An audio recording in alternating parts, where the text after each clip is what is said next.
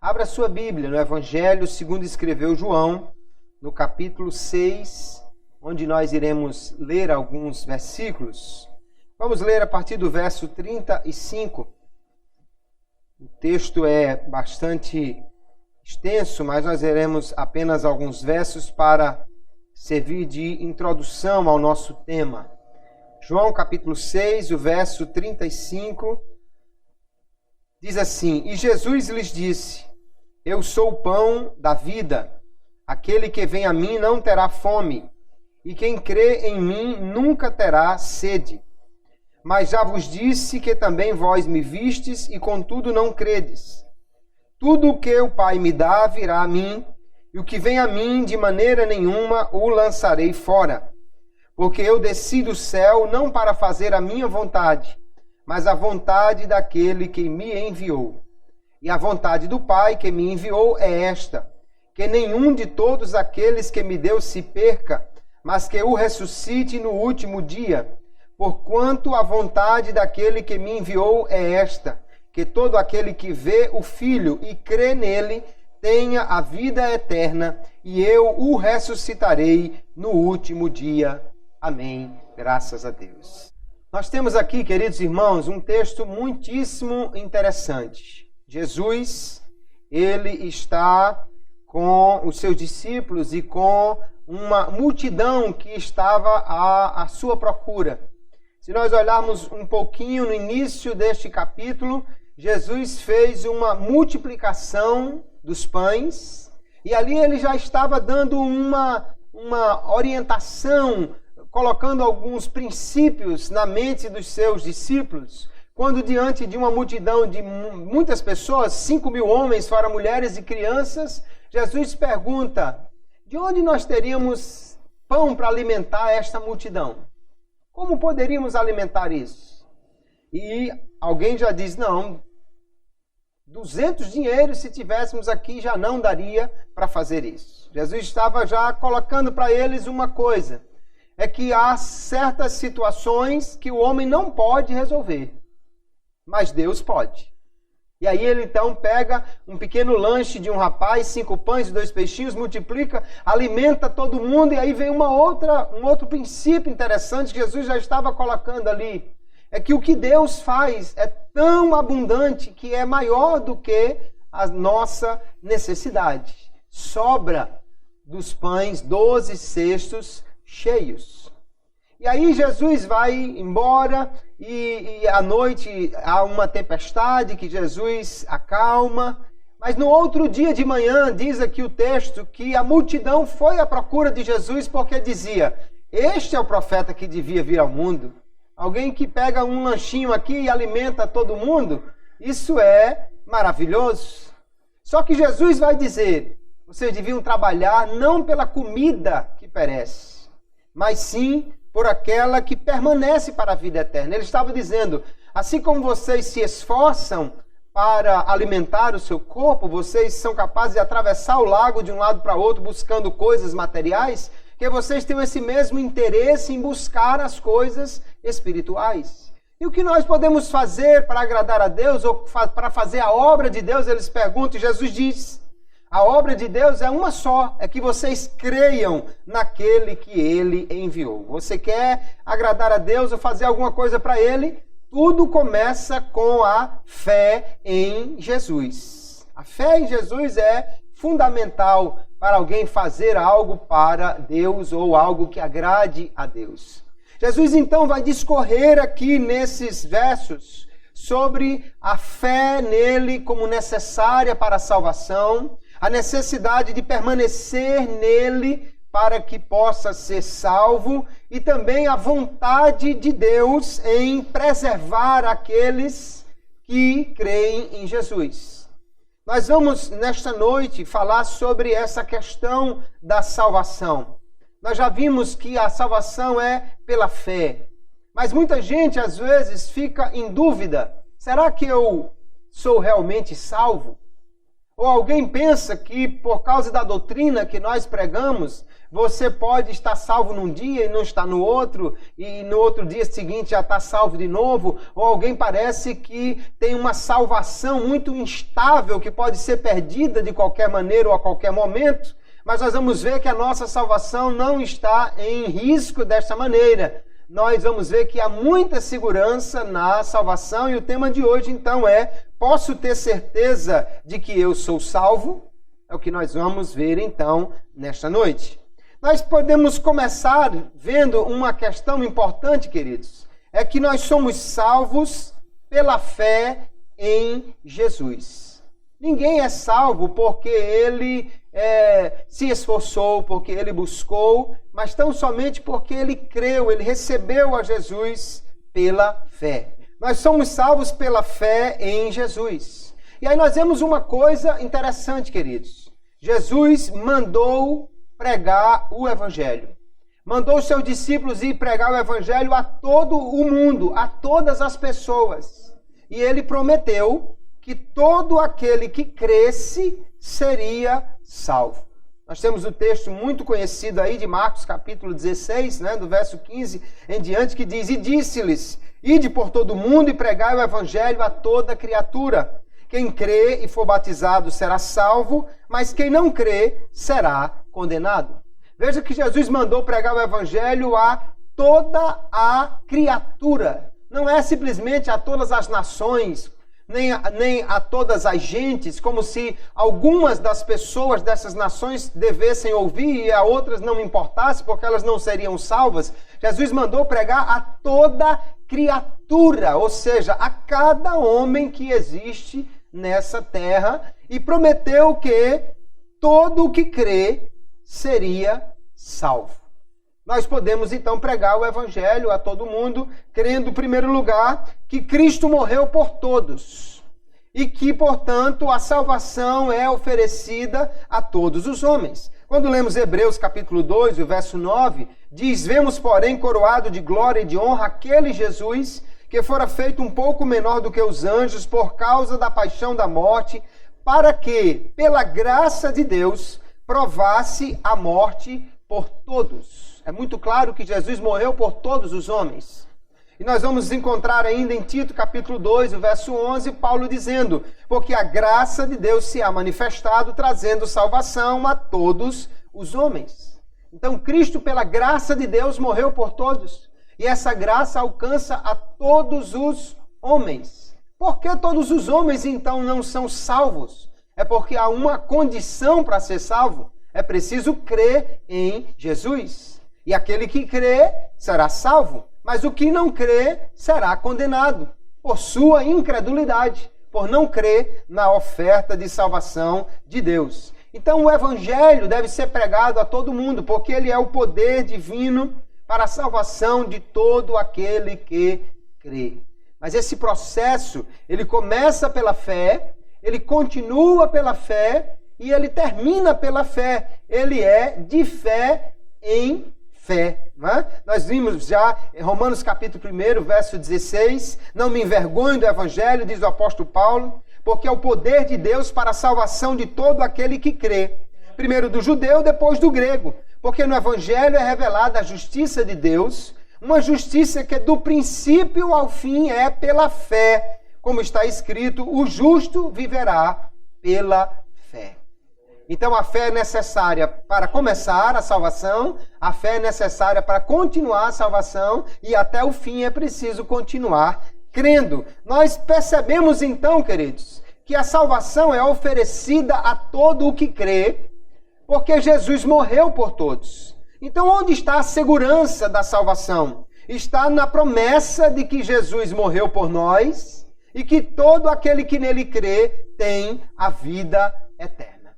Eu posso ter certeza que eu sou salvo? Sim. Por quê? Porque eu tenho certeza, creio na Bíblia que diz que Jesus morreu por mim e creio nela que diz que se eu crer, serei salvo. Então, se eu creio, eu tenho certeza que a salvação me é dada. E aí nós percebemos que a segurança da salvação não está em nós. Não é o que eu faço, mas é primeiramente, antes de tudo, o que Deus fez e faz por mim para que eu possa ser salvo e continuar sendo salvo. Nós vamos ver então que a salvação é uma obra de Deus. Nós vamos ver, queridos, que Deus é quem toma a iniciativa de salvar o homem e fornece a ele os meios necessários para que essa salvação vá até o fim, ela se realize definitivamente. No texto que nós lemos, Jesus vai dizer claramente, vai mostrar que é Deus quem faz estas coisas. Quando o povo disse, olha, Moisés nos deu o maná, e você, o que é que vai fazer? E Jesus corrigiu dizendo, Moisés não deu o maná a vocês, quem deu o maná foi Deus. Porque é Deus quem toma essa iniciativa de alcançar o homem e de suprir as suas necessidades. Jesus vai dizer, todo que o Pai me dá virá a mim.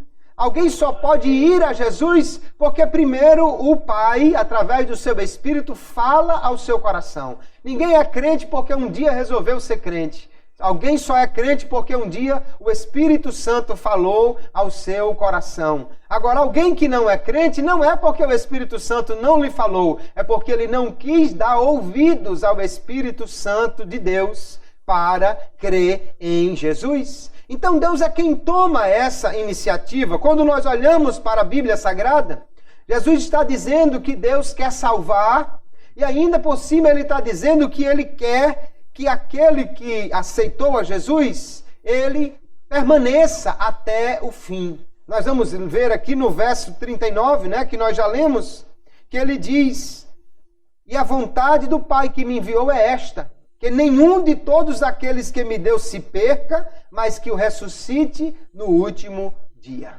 Aquele que já foi alcançado por Deus e por isso pôde crer e creu em Jesus, o Senhor vai dizer, a vontade de meu Pai é que nenhum deles se perca. Então, se depender de Deus, ninguém vai perder a sua salvação.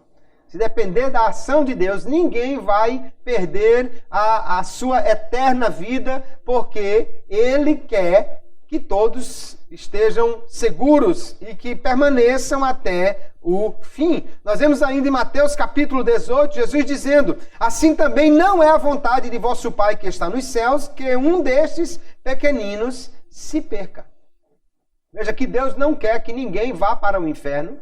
Deus não quer que ninguém se perca. Alguém que aceita Jesus e depois se afasta dele, ou alguém que não quer aceitar Jesus, é por pura rebelião e incredulidade. Não é porque Deus decretou que ele fosse para o inferno, não é porque Deus quisesse que ele fosse destruído, não. Deus diz a sua palavra claramente, não quer que nenhum se perca. Nós vamos perceber então, queridos, que Deus ele trabalha para manter o crente. E esse poder que ele tem é suficiente para nos guardar de cair. Quem está nas mãos de Deus está seguro. Nós vamos ver na Epístola de Judas, Epístola Universal de Judas, versículo 24, ele dizendo, ora, aquele que é poderoso para vos guardar de tropeçar e apresentar-vos ante a sua glória imaculados e jubilosos, ao único Deus, nosso Salvador, por Jesus Cristo, nosso Senhor, glória, majestade, domínio e poder, antes de todos os séculos e agora, e para todos sempre. Amém. Ele está louvando a Deus e dizendo que Ele é poderoso para nos guardar de tropeçar. E que Ele, por Jesus Cristo, Ele é o nosso Salvador. Aleluia. Veja que é muito claro que é por Jesus que alguém se salva. Ninguém será salvo fora de Jesus. Pedro também vai dizer na sua primeira epístola, capítulo 1, que pelo poder de Deus sois guardados mediante a fé para a salvação que está preparada para se revelar no último tempo. Veja que ele vai dizer claramente que o poder de Deus nos guarda, mas é mediante a fé que nós permanecemos debaixo desse poder. É mediante a fé que nós somos guardados por este poder. Ou seja, se alguém deixar de crer, não pode mais reivindicar esta proteção. Não pode reivindicar mais ser guardado pelo poder de Deus. Nós percebemos então, queridos, a primeira questão que nos dá a segurança da nossa salvação é que a salvação vem de Deus. Foi Ele quem tomou a iniciativa e nos ofertou a salvação. E a sua palavra nos garante que os que creem serão salvos. Se você crê em Jesus, então você tem assegurada a sua salvação. Nós vamos ver que Cristo, Ele vai nos garantir esta salvação. Não só Jesus, Ele nos salva, mas Ele também é quem garante, é quem trabalha para garantir esta salvação que nós temos. Nós vamos encontrar Cristo dizendo que aquele que crê nele tem a vida eterna. Ele não diz assim, quem crê em mim um dia será salvo, ou um dia terá a vida eterna. No verso 40 que nós lemos aqui, ele diz assim, porquanto a vontade daquele que me enviou é esta, que todo aquele que vê o Filho e crê nele tenha a vida eterna. E eu o ressuscitarei no último dia. Ou seja, você crê em Jesus, então você já toma posse da vida eterna e Jesus já garante que vai ressuscitar no último dia. Por quê? Porque Ele mesmo é quem vai trabalhar para que você mantenha-se firme. Nós percebemos claramente, queridos irmãos, que nós temos essa segurança em Cristo. Ele diz que o que crê no Filho, agora veja a distinção que ele faz aqui no texto. Ele diz, todo aquele que vê o Filho e crê nele. Alguém talvez possa ver o Filho, conhecer o Filho, mas não querer crer. E nós vamos, na continuidade do capítulo aqui, ver que Jesus começa nesse discurso dizendo sobre o maná, o pão do céu, e ele vai tornando o discurso mais pesado, dizendo, eu sou o pão que desceu do céu. Quem comer a minha carne é que tem a vida eterna. Aí alguns discípulos disseram, peraí, isso aqui agora ficou difícil. Quem é que pode aceitar isso? E aí o texto vai dizer, alguns dos seus discípulos o deixaram. Gente que era discípulo, gente que estava seguindo, gente que era dos seguidores de Jesus. Não diz a multidão que estava ali só por causa do pão, mas os discípulos dele começaram ali a abandonar. E Jesus se volta para os 12, para os apóstolos, e pergunta assim, e vocês querem deixar também? Querem deixar também? Ele não diz que há um poder irresistível que faz com que eles não deixem. Ele pergunta, vocês querem deixar? E Pedro diz, Senhor, para quem iremos nós? Tu tens as palavras de vida eterna. Aleluia.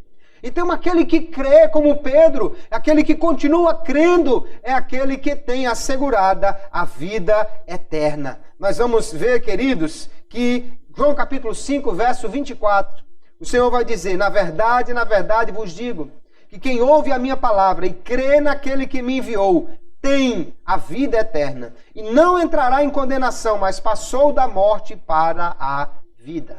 Veja que Jesus não diz de novo, terá, mas ele diz, tem a vida eterna. Ele diz que não entrará em condenação, já passou da morte para a vida, já está assegurada a sua salvação. Então a nossa salvação consiste na obra que Cristo fez por nós e como nós cremos nisso. Isso é que garante a nossa salvação. Então o poder de Cristo, queridos, ele é poderoso demais. Cristo é muito poderoso. Então o seu poder nos garante estarmos guardados contra todas as investidas do adversário. João capítulo 10, nós vamos ver o Senhor declarando assim, as minhas ovelhas ouvem a minha voz, e eu conheço-as, e elas me seguem, e dou-lhes a vida eterna, e nunca hão de perecer, e ninguém as arrebatará da minha mão. Meu Pai que mas deu é maior do que todos, e ninguém pode arrebatá-las da mão do meu Pai. Eu e o Pai somos um. Olha que promessa maravilhosa que Jesus faz. Ele diz, em primeiro lugar, que as ovelhas dele são aquelas que ouvem a sua voz. Alguém lê esse texto dizendo assim, porque são ovelhas de Jesus, então são escolhidos, são eleitos, eles ouvem a voz, eles conhecem Jesus e eles seguem. Mas nós podemos perfeitamente interpretar que é exatamente o que Jesus está dizendo. Porque essas ouvem a minha voz, porque elas me conhecem, ou eu as conheço, e porque elas me seguem, é que são as minhas ovelhas. As ovelhas são as que seguem. As ovelhas são aqueles que ouvem, aqueles que creem, que obedecem, que permanecem. E aí Jesus diz, eu lhes dou a vida eterna. Ninguém as arrebatará da minha mão. Então a nossa salvação, queridos, não é algo que está sob risco, que qualquer coisa o diabo pode vir roubar a salvação, o mundo pode roubar a salvação, que qualquer coisa alguém pode vir tomar a sua salvação. Não, a nossa salvação ela é garantida porque aquele que nos salvou garante que ninguém nos arrebatará da sua mão. Aleluia! Ninguém nos arrebatará da sua mão. O crente, então, está guardado debaixo do poder de Deus. Nós vemos que somos também assegurados, temos também uma garantia, porque Jesus, além de nos estar guardando, segurando, ele intercede por nós, ele ora por nós, ele clama ao Pai por nós. No capítulo 17 de João, temos a famosa oração intercessória de Jesus, onde ele pede que o Pai os guarde, que os livre. Nós vamos encontrar também em Hebreus capítulo 7, o escritor dizendo, mas este, que é Jesus, porque permanece eternamente, tem um sacerdócio perpétuo, portanto pode também salvar perfeitamente os que por ele se chegam a Deus, vivendo sempre para interceder por eles.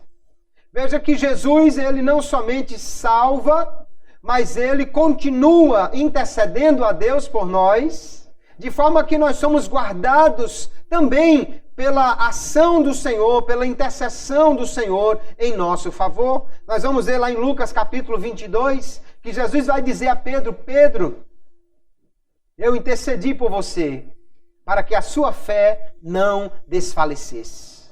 Veja que havia um risco então de Pedro ter a sua fé prejudicada. Não porque ele não tivesse guardado, mas porque o próprio Pedro certamente estava se colocando numa situação de risco. Agora, Jesus diz, eu orei por ti, Pedro, eu intercedi por ti. E você vê que apesar de ter negado Jesus, Pedro se levanta e se torna um dos grandes líderes do cristianismo. A intercessão do Senhor por nós é também a garantia de que nós estamos seguros debaixo da sua poderosa mão. O que nós lemos nesse texto aí é que ninguém pode nos roubar da mão de Jesus. Ninguém pode nos afastar de Cristo. Mas o que temos que considerar, queridos, é que nós podemos nos afastar dele. Ninguém pode nos roubar das mãos dele, mas nós podemos nos afastar dele. Então é necessário que nós continuemos a segui-lo. Nós temos aqui no mesmo capítulo 6, Jesus vai falar dos 12, ele vai dizer, eu não vos escolhi a vocês os 12, mas um de vós é um diabo. Um de vós é um acusador. Um de vós abandonou essa posição de discípulo. E ele estava falando exatamente de quem? De Judas Iscariotes. Judas estava entre os escolhidos. Quando você vai olhar, Jesus passou a noite em oração e depois diz que ele escolheu 12. Ele escolheu aqueles 12 homens. Mas Judas, diz o texto de Atos, capítulo 1, e o verso 25, quando Judas já havia morrido e alguém precisava substituí-lo, então diz, para que tome parte neste ministério e apostolado, de que Judas se desviou para ir para o seu próprio lugar. A ideia aqui é que Judas afastou-se, abandonou, que ele abriu mão daquele que era o seu ministério. E ele, por isso, recebeu a punição que era devida.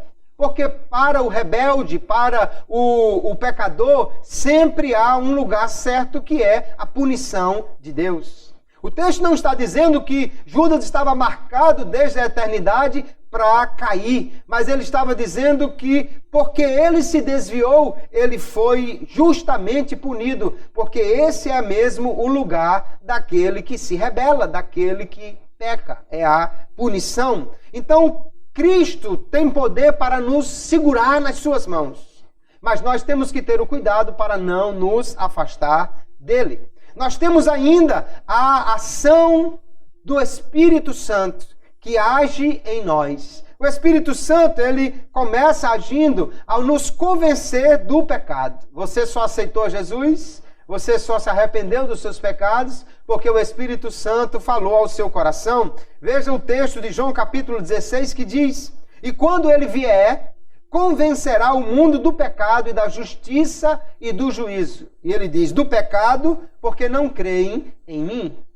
Então o pecado aqui seria de incredulidade, né? De não aceitar a oferta de salvação, mas o Espírito Santo convence o homem. E é por causa desta ação do Espírito, dessa graça de Deus que se manifesta na ação do Espírito Santo, que o homem é convencido do seu pecado e pode crer, e pode aceitar a Jesus, e pode se arrepender dos seus pecados. E o Espírito Santo continua agindo, porque a Bíblia diz, queridos, que ele é o penhor, ou é a garantia da nossa herança nos céus. Quando Paulo escreve aqui Efésios capítulo 1, ele vai dizer, em quem também vós estáis, depois que ouvistes a palavra da verdade, o evangelho da vossa salvação, e tendo nele também crido, fostes selados com o Espírito Santo da promessa, o qual é o penhor da nossa herança para a redenção da possessão de Deus, para louvor da sua glória. Ele está dizendo, você ouviu o Evangelho, você creu em Jesus, e agora então o Espírito Santo ele vem selar, ele vem morar em nós. E essa moradia do Espírito Santo, essa presença do Espírito Santo, esse selo do Espírito Santo é o penhor, é a garantia da nossa salvação. Se você não lembra o que é um penhor, você vai comprar uma casa, por exemplo, e você vai e adianta um valor, vamos fechar o negócio, está tudo certo, ok. Se a casa custa 100 mil reais, aí você adiantou ali, vamos dizer, 5 mil reais, é o penhor, é a garantia. Você está dizendo, eu quero a casa, eu vou agilizar os papéis, mas esses 5 mil reais é a garantia. Se eu não quisesse a casa, não daria esse dinheiro. Ninguém anda jogando dinheiro fora dessa maneira. Então, a pessoa que vai vender a casa já tem certeza que está tudo certo. Por quê? Porque você já adiantou um penhor, já adiantou um valor, a garantia ali. E nós temos, então, essa garantia do Espírito Santo de Deus. Eu sei que eu estou salvo? Sei que eu estou salvo. Por quê? Porque eu criei em Jesus, a promessa dele é fiel e o Espírito Santo de Deus mora em mim e me diz que eu sou salvo. Nós vamos ver que o Espírito também, nessa habitação, ele nos dá testemunho da nossa filiação divina. Nós vamos encontrar aqui em Romanos capítulo 8, verso 16, o apóstolo Paulo dizendo, o mesmo Espírito testifica com o nosso Espírito que somos filhos de Deus. Aleluia. Além da garantia das promessas da salvação, nós temos o testemunho interno do Espírito Santo, que nos diz, você é salvo, você é filho de Deus, você é herdeiro da promessa da salvação. Aleluia. Então nós temos essa garantia, queridos, do Espírito Santo. Nós vimos que o poder do Pai e a vontade dele é suficiente para nos guardar, que Cristo nos salva e que ninguém pode nos arrebatar de sua mão, que o Espírito Santo é o penhor e é também o testemunho desta salvação. Agora nós vemos que apesar de tudo isso que Deus fez para amparar o crente até o fim, isso não elimina certas condições que o homem deve cumprir. O apóstolo Paulo, ele escrevendo a primeira epístola aos Coríntios, ele diz, aquele, pois, que cuida estar em pé, olhe, não caia. Ele não diz aquele que está em pé, ele diz aquele que pensa que está em pé. Aquele que acha que está em pé, olhe que não caia. Na realidade, ele não quer dizer que nós não vamos permanecer de pé, mas o que ele está dizendo é que nós precisamos vigiar. que nós precisamos permanecer. Nós vemos, queridos, que a graça de Deus, ela é incondicional. Deus não nos dá a sua graça porque Ele vê alguma coisa em nós. Não, a graça é incondicional. Mas a persistência não é incondicional. Tem condições, sim, para poder você permanecer salvo. Você precisa permanecer em Cristo. Precisa permanecer crendo. E é isso que nós vamos ver que Deus exige de nós. Que nós devemos perseverar na nossa fé. O crente precisa, queridos, fazer algo que é muito simples, que é continuar crendo, continuar permitindo que o Espírito de Deus trabalhe no seu coração. Mas ele tem essa responsabilidade de perseverar na fé e na justiça, ou seja, cumprindo aquilo que agrada a Deus. Não é que você tem que crer por sua fé, por sua força. É o Espírito Santo quem continua agindo. É o Senhor quem continua falando por sua palavra. Crer, nós já vimos que não é uma obra. Crer, pelo contrário, é você entregar tudo ao Senhor. É você confiar plenamente nele. Nós vamos encontrar diversos textos, como João capítulo 8, aqui no verso 31, ele vai dizer, Jesus dizia, pois, aos judeus que criam nele. Ele está falando de alguém que já creu.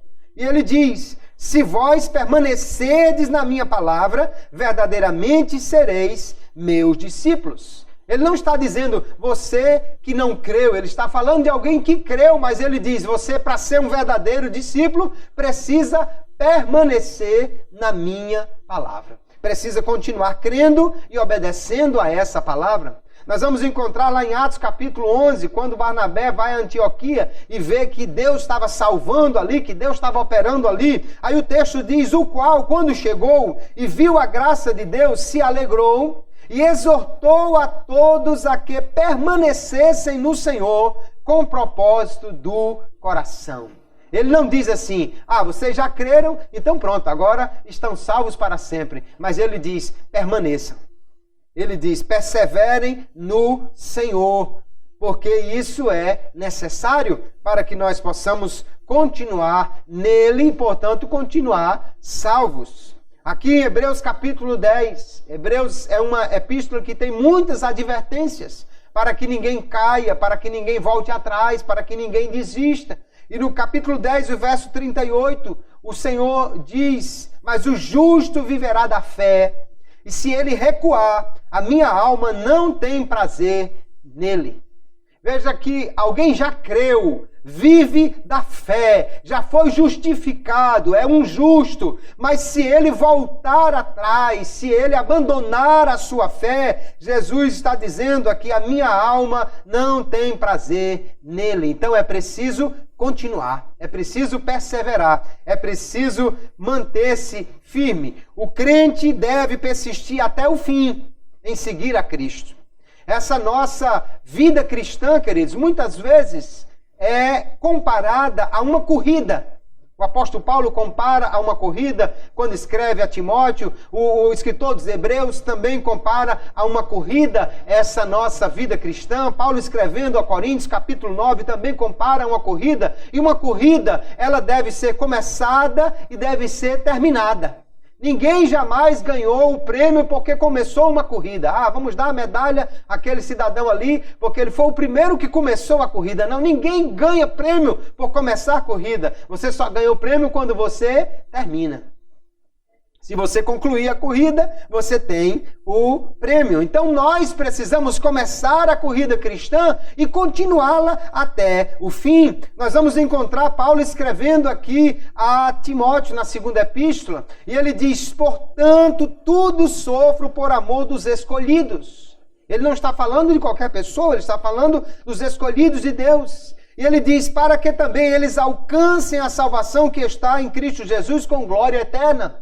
Paulo diz que precisa, então, alguma coisa acontecer para que eles possam perseverar nessa salvação. Palavra fiel é esta, ele diz que se morremos com ele, também com ele viveremos. Quando morremos com Cristo? Quando aceitamos a ele como Salvador. Então vamos viver com ele, ele está conosco e nos garante esta vida. Se sofrermos, ele continua, também com ele reinaremos. Se o negarmos, também ele nos negará. Então ele está dizendo que nós precisamos perseverar, continuar. Se você continua com Cristo mesmo sofrendo, vai reinar com Ele. Mas se você nega, Ele diz, Ele nos negará.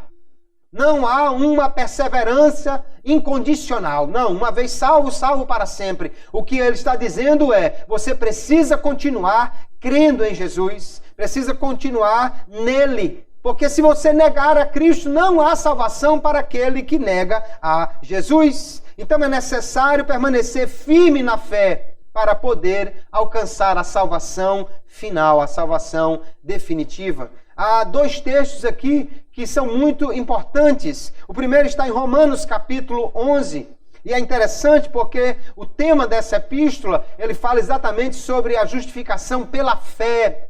E Paulo está dizendo aqui no capítulo 11, dirás, pois, os ramos foram quebrados para que eu fosse enxertado. Ele está falando de Israel que perdeu a sua posição e os gentios entraram na salvação. Ele continua, está bem, pela sua incredulidade foram quebrados. Veja que não é porque Deus não queria salvar, porque Deus resolveu arrancá-los dali, mas por causa do que eles fizeram. O que eles fizeram? Deixaram de crer. Por causa da incredulidade foram quebrados. E tu estás em pé pela fé.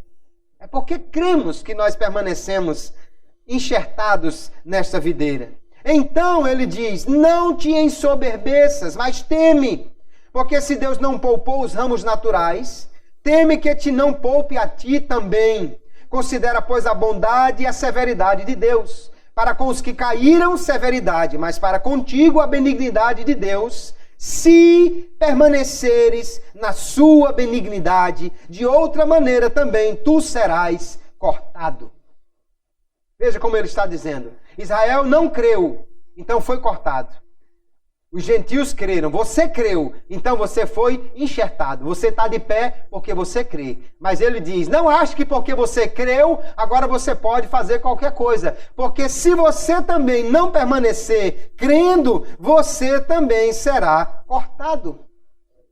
Ele está falando aqui que há necessidade de perseverar, queridos, para que nós possamos continuar nesta salvação.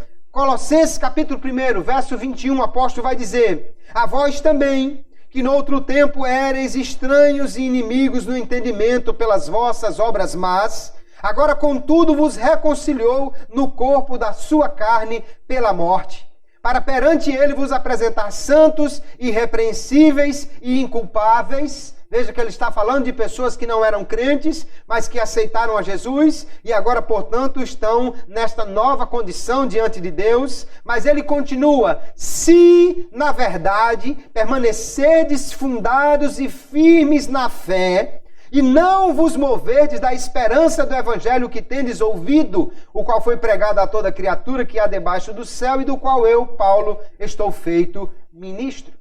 Ele está dizendo, olha, você foi reconciliado com Deus pela carne, pelo corpo de Cristo que foi entregue por nós. Agora ele quer apresentar a Deus vocês como santos, irrepreensíveis e inculpáveis, se vocês permanecerem fundados e firmes na fé. Se alguém crê e deixa de crer, ele está correndo sério risco.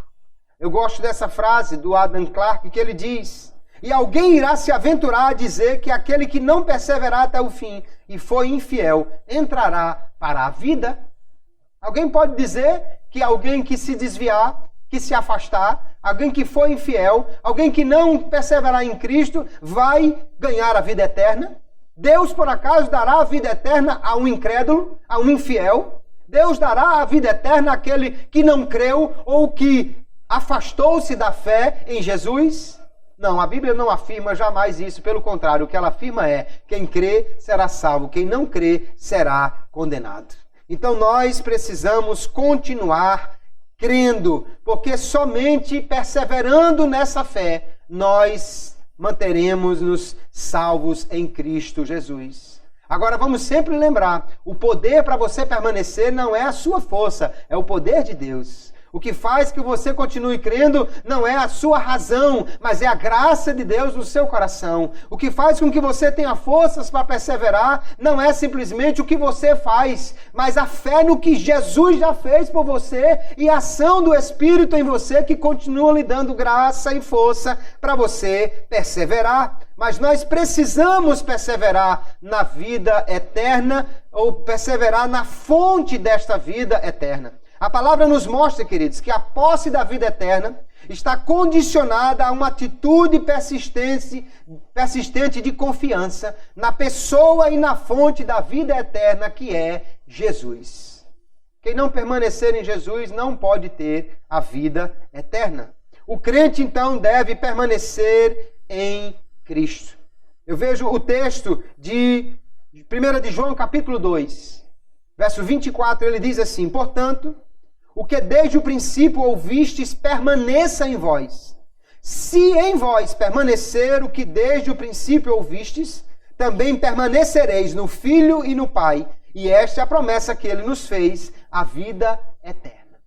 A vida eterna é uma promessa que ele vai cumprir, mas há condições. Ele diz: se você permanecer, se em você permanecer o que desde o princípio ouviu, o Evangelho e a fé nesta promessa, então você vai permanecer no Filho e no Pai.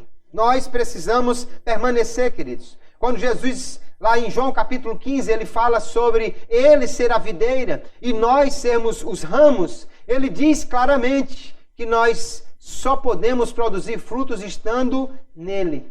Sem mim, ele diz, nada podeis fazer. E quando ele chega no versículo 6, ele diz: se alguém não estiver em mim, será lançado fora como a vara e secará. E os colhem e lançam no fogo e ardem.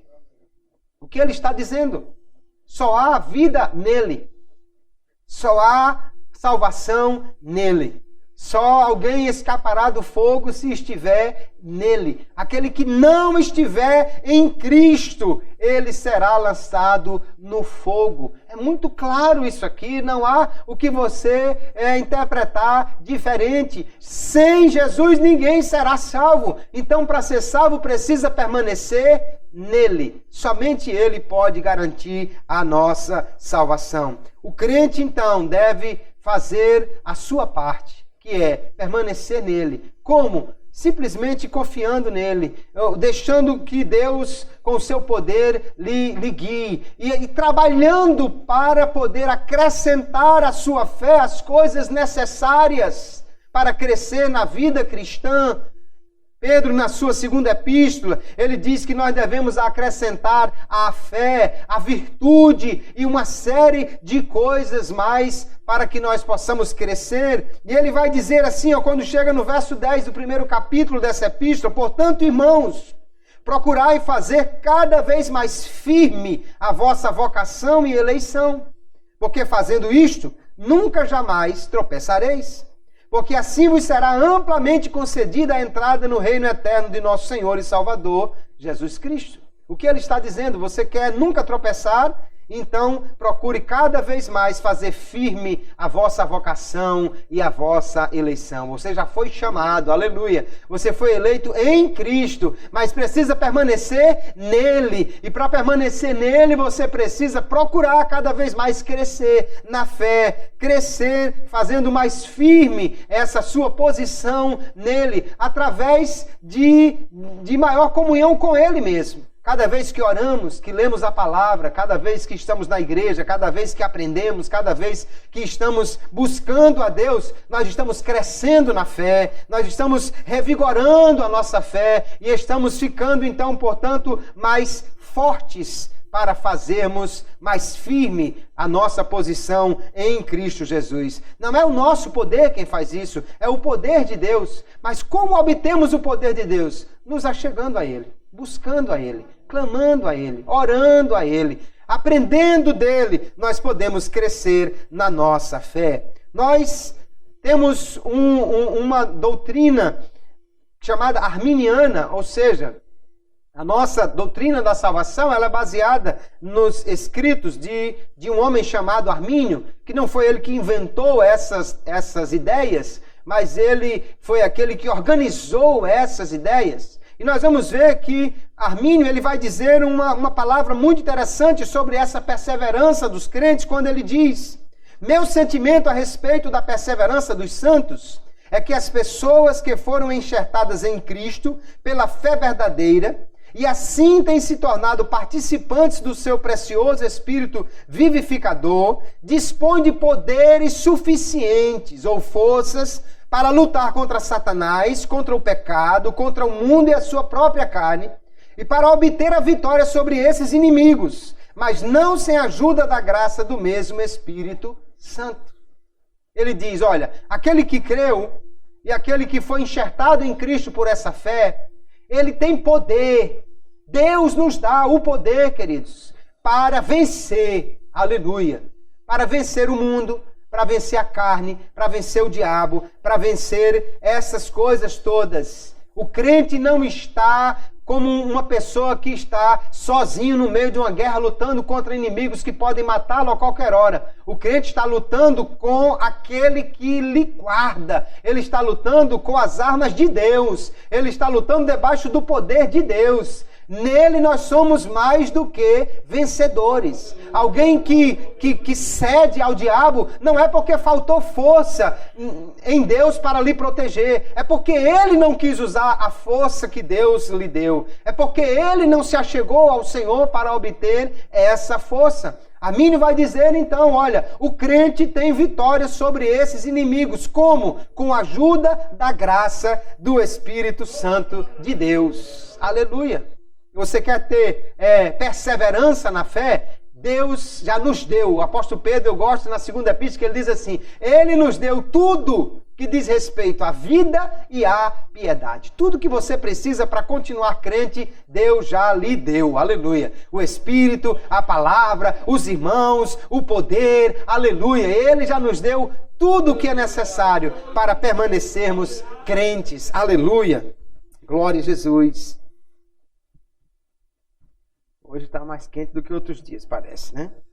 Armínio vai dizer, então, queridos, que o crente tem poder para perseverar. Mas ele também vai dizer que o crente precisa permanecer nesta fé. Veja que ele diz assim, no início da fé em Cristo e da conversão a Deus, o fiel se torna um membro vivo de Cristo. Se ele perseverar na fé de Cristo, e mantiver uma boa consciência, permanecerá como um membro vivo. Mas se ele se tornar indolente, se não tiver cuidado consigo mesmo, se der lugar ao pecado, ele se torna passo a passo meio morto. E prosseguindo desta maneira, por fim, ele morre inteiramente e deixa de ser um membro de Cristo. Então o que Armínio está dizendo? O diabo não pode roubar a sua fé. O mundo não pode roubar a sua salvação, porque Deus lhe deu poder para você resistir a tudo isso. Mas se você for indolente, se você deixar de buscar, de perseverar, se você for se afastando de Cristo aos poucos, você vai morrendo até que chegue o dia que você deixa de ser um membro de Cristo.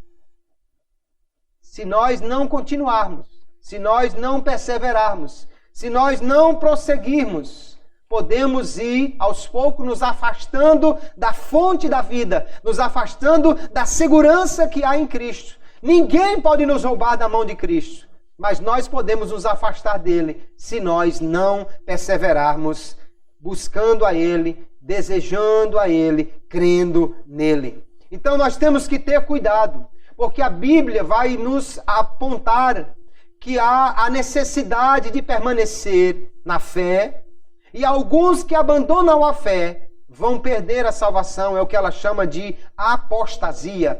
E alguns que vão viver no pecado também vão acabar por se afastar de Cristo, porque o pecado não confessado, continuado, nos afasta de Cristo. Nós entendemos então, queridos, que por causa do processo de salvação ser pela fé, a salvação é pela fé, uma fé viva, uma fé persistente. O seu abandono, o abandono dessa fé pode levar à apostasia. E Paulo diz que isso iria acontecer. Primeira epístola de Paulo a Timóteo, ele vai falar isso. Mas Hebreus capítulo 3 e o verso 12, veja a advertência que nos dá esse escritor, quando ele diz assim, vede irmãos, ele está falando de irmãos, né? Ele não está falando com incrédulos, com ímpios, ele está falando com crentes, ele diz, vede irmãos, que nunca haja em qualquer de vós um coração mau e infiel, para se apartar do Deus vivo. A mesma Bíblia que diz, ninguém pode roubar da minha mão, diz, não se aparte do Deus vivo. A mesma Bíblia diz que Deus é poderoso para guardar, também diz, não se afaste deste Deus. Aleluia. Paulo escrevendo a Timóteo, eu disse na primeira epístola, capítulo 4, verso 1, ele diz, mas o Espírito expressamente diz que nos últimos tempos apostatarão alguns da fé, dando ouvido a espíritos enganadores e a doutrinas de demônios. É interessante que alguém diz que a apostasia não existe, mas quem está dizendo aqui que a apostasia vai acontecer é o Espírito. Quem está dizendo é o Espírito Santo por meio de Paulo. Paulo diz, o Espírito diz que alguns apostatarão da fé. Se apostata da fé, irmãos, é porque já creu.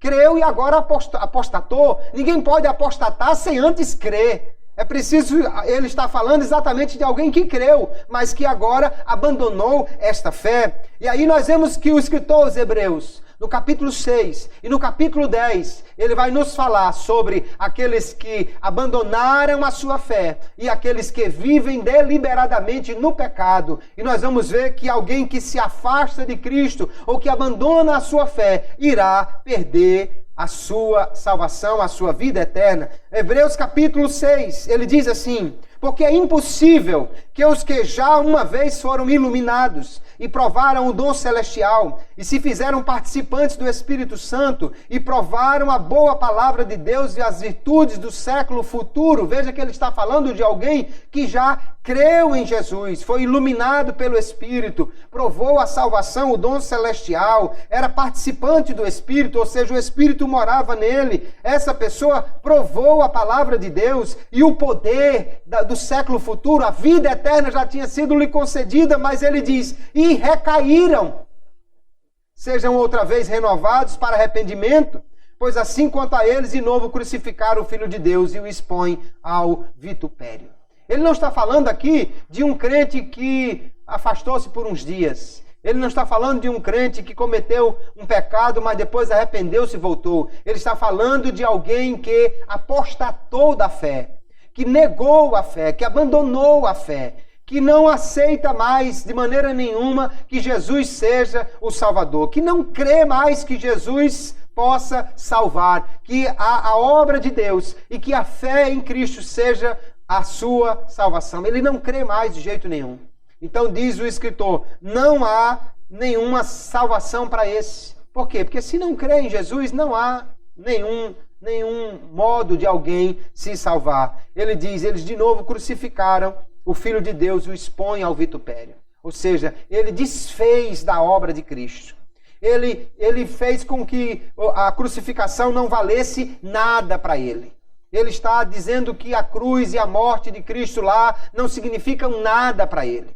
Aqui não é um pecadinho que alguém cometeu. Aqui é a apostasia, é negar a fé. Mas no capítulo 10, ele vai dizer, porque se pecarmos voluntariamente, depois de termos recebido o conhecimento da verdade, já não resta mais sacrifício pelos pecados, mas uma certa expectação horrível do juízo e ardor de fogo que há de devorar os adversários. Aqui, de novo, ele não está falando de um pecado que alguém cometeu e depois se arrepende. Ele está falando de uma vida deliberada no pecado. Alguém que peca e peca e peca e peca e não se arrepende, não confessa e não quer voltar à comunhão com Cristo. Ele pode até continuar crendo ou na sua consciência dizendo, não, eu sei que Jesus é quem salva. Eu sei que a salvação é só em Jesus. Mas ele amou mais o mundo do que a Cristo, amou mais as trevas do que a luz. Ele prefere viver na vida de pecado. Esse também não pode ter a sua salvação porque o pecado nos afasta de Deus. E não há nenhum versículo na Bíblia que nos diga que Deus perdoa pecados não confessados, não reconhecidos, não trazidos a Ele. Se alguém continua pecando voluntariamente, deliberadamente, e não se arrepende desses pecados, nem os confessa, como ele será perdoado? E como terá a salvação sem o perdão dos pecados? É impossível. Nós precisamos então, queridos, olhar para a palavra de Deus. E se alguém pergunta, eu posso ter certeza de que sou salvo? Nós podemos dizer, sim, eu posso estar certo da minha salvação.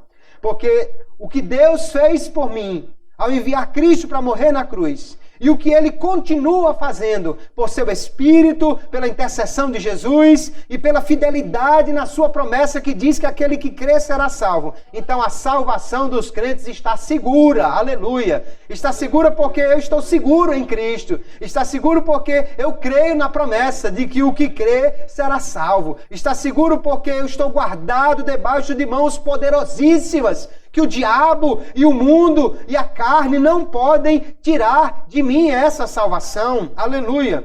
A salvação repousa na graça de Deus, na sua oferta graciosa, na sua promessa, aleluia, e na sua fidelidade. Então a salvação do crente está garantida. Porém, nós não podemos nos afastar de Cristo.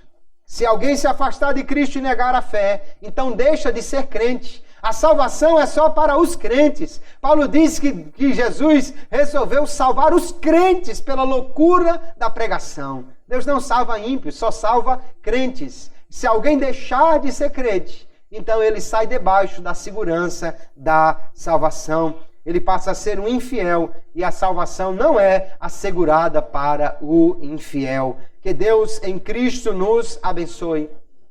Se você creu em Jesus, então você pode ter certeza da sua salvação. Algumas pessoas dizem que a salvação ela é assegurada por um decreto de Deus. Os eleitos estão salvos porque Deus desde toda a eternidade decretou.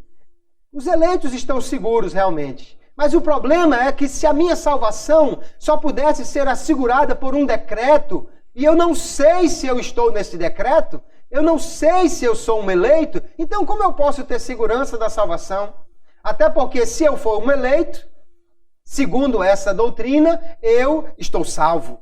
Mas também se eu não for, não adianta querer fazer nada, que não há possibilidade de salvação para mim. Nós não cremos nisso. Nós cremos que os eleitos são eleitos segundo a presciência de Deus. São eleitos porque Deus sabe que você vai crer, ou que você creu, e que você vai continuar crendo, aleluia. A fé é indispensável à salvação. Mas eu posso ter segurança por quê? Porque eu criei, aleluia. Se eu criei, há uma promessa, aquele que crê será salvo. E eu sei que o meu Senhor é poderoso para me guardar. E se eu permanecer nele, e se eu perseverar nele, e ainda que eu tenha as forças do mal investindo contra mim, eu sei que em Cristo eu sou mais do que vencedor. E eu posso perseverar nele. Agora é preciso fazer isto, perseverar no Senhor. Aleluia. A palavra de Jesus permanece para nós. Ele quer nos levar até o fim. Ele nos concede a vida eterna, aquele que crê. Mas ele diz, trabalhe, não pela comida que perece, mas por aquela que permanece para a vida eterna. As pessoas aqui estavam dispostas a atravessar o mar à procura do alimento material. E Jesus estava dizendo, se esforce, aleluia, para você ter o alimento para a vida eterna. Que nós possamos continuar firmes cada dia em Cristo, irmãos. Perseverando na fé, perseverando na nossa plena comunhão com Ele. Só assim nós seremos salvos. Mas nós já temos esta salvação garantida. À medida que cremos nele e se permanecermos nele, ninguém poderá roubar esta salvação que é pela graça de Deus. Amém?